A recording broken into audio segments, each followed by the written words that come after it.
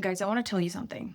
If you don't fix this, it's always going to feel like you are in an uphill battle with your self confidence. And the reason I say this is because people who feel like they lack self confidence and they go to a social situation, they go to a networking event, they go to meet new people or, acquaintances, and they feel like they just can't be at ease within themselves is actually because the moment that they get into the room, they're immediately starting to look at who's the most important person in the room, who's better than me, who's smarter than me, who's more charismatic than me, who's the most confident person in the room. Okay, what about who's below me, who looks less confident than me, who looks worse off than me? And we use our observations, we use visual cues, we listen, we talk to people, and we're observing, we're scanning the room to kind of map out this hierarchy so that we know who's who. And our brain does that because it we think that it helps us perceive the status in the room so that we know how to position ourselves. We know where we stand. And we think that, just by being one step ahead, just by, making that observation, making those mental notes, we think we're very smart in doing so. Like, ha, figured out the system. But in fact, this is the thing that actually keeps us stuck. This is the thing that keeps us in our mental loop of having to find ourselves, to position ourselves like in a hierarchy, in the rankings.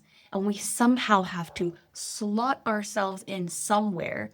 Like I know probably I'm not the most charismatic, the most confident person in the room, but as long as I'm not the worst, I guess I'm okay.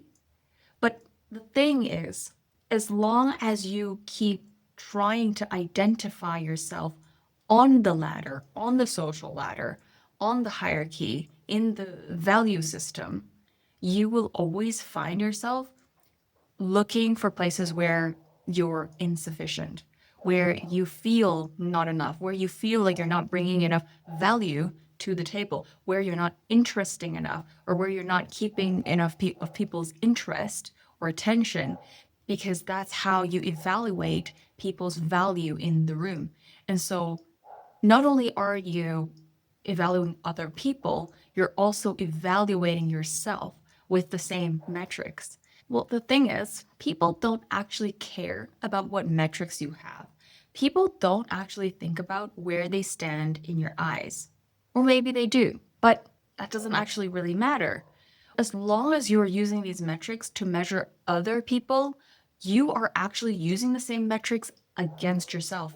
And that works against your favor because the same metrics apply to you, and the same metrics are also evaluating you, whether if you are enough for other people, whether if your performance is enough, whether if you're impressive enough, whether if you sound smart enough, whether if you're funny enough, if you're keeping enough of other people's attention. That all becomes currency.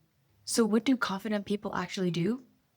They don't care. They don't care about the hierarchy. They don't care about, who's who in the room. I mean, they know who's who, but they don't care about, oh, who's more important, who's less valuable, or who's less contributing, because they're just having a good time in the room. They're just being themselves. They're not like in every moment, every second, gauging, measuring, critiquing, like making measurements, measuring others. They're not doing that. They're immersed in the experience of being in the room. So, will you allow yourself to fully be in the room?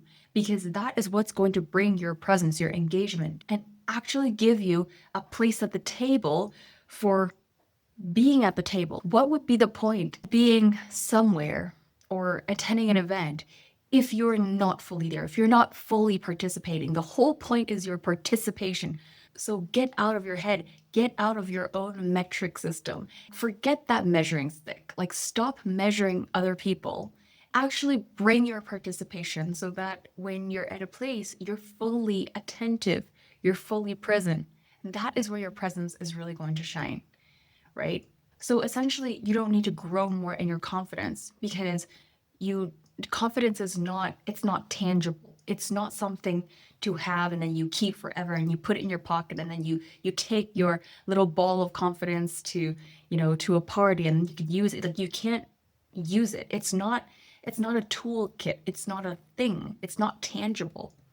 It's your ability to be comfortable in your own skin, to fully be attentive and present and participate in any given situation so that that doesn't knock you off your balance. It doesn't knock you out of your presence. It doesn't knock you out of your body. And when you do that, when you throw that metric and ruler away, you stop gauging other people, you stop judging other people, you stop using the same ruler to judge yourself, that's when your confidence is going to come back.